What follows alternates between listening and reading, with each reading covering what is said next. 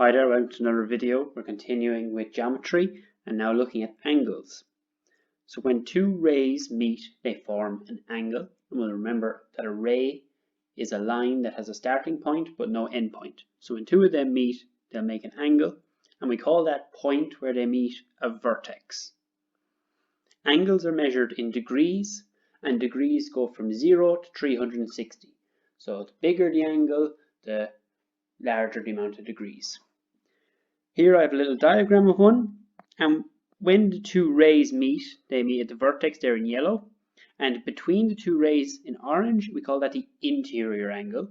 But then outside the two rays in blue, there's actually a second angle made, and we call that the exterior angle. Exterior because it's outside, and interior angle because it's in between. How we name angles then, there's lots of different ways we can actually name them. So the first one is where we use 3 points to name it. So the first, we'd have this little symbol means angle. So when you see that written down, that means angle. So the angle ABC goes from the point A down to B and then over to C. And it forms that angle.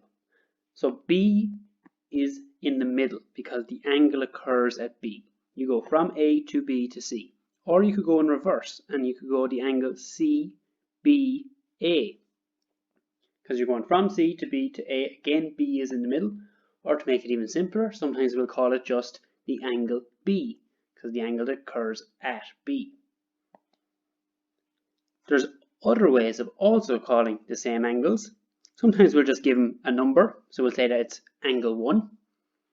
And we'll just put a 1 inside in the angle to name it that, because maybe we'll have angle 1, angle 2, angle 3, if we're talking about a triangle. Or we could use Greek letters. Why do you think we use Greek? So the first letter in the Greek alphabet is alpha. That's alpha. The second letter is beta.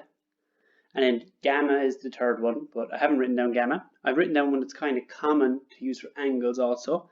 It's this, called theta. So maybe you'll have angle alpha, angle beta, and angle theta. Types of angles. You'll be familiar with some of these. So a right angle, one that we come up with the whole time, is a 90-degree angle. And it's a quarter of a full rotation. So that's why it's kind of important. Think about a clock. If it was 3 o'clock, that's a right angle triangle.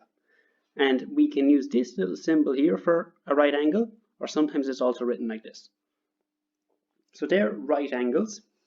Very important to be able to recognize right angles straight away, because they won't write in the amount of degrees, they'll just put in those little symbols.